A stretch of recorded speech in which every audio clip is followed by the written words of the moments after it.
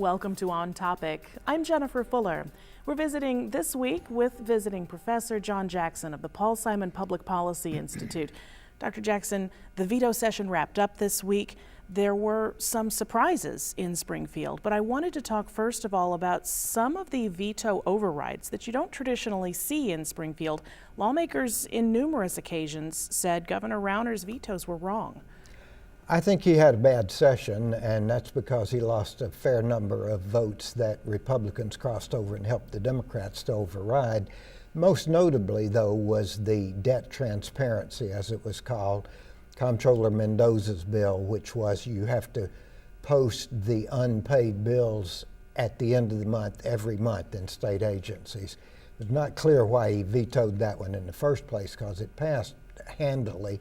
And then they just overrode him with a massive vote from Republicans helping Democrats. So that was a big loss for him. I think people were surprised that the agencies didn't have to report their bills until the end of the year rather than every month, as this new law will stipulate. Yeah. The other one, though, that he won on, just to balance it out, was this right to work in local jurisdictions where they had outlawed the possibility of declaring those right-to-work zones. Illinois is not a right-to-work state. There are a lot of people who thought it was already illegal. Rauner vetoed that, and then it almost got overridden. It got overridden in the Senate, but in the House it failed by one vote. So it was a very close call. Several Republicans went over, but the Democrats fell one vote short. Sure.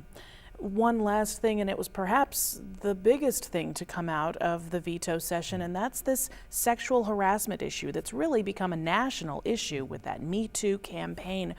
We saw that the executive or the inspector general for the legislature hadn't been in place for more than 2 years. Does this continue in your mind beyond the veto session? I think it will. They've got to now implement the changes that they've passed, most notably training against sexual harassment that all of us in the university go through anyway, so it's not new. In fact, they're looking at the university model. But it's one of those things that just exploded based on national headlines. Absolutely. Lots of topics to talk about. I appreciate your time. Sure.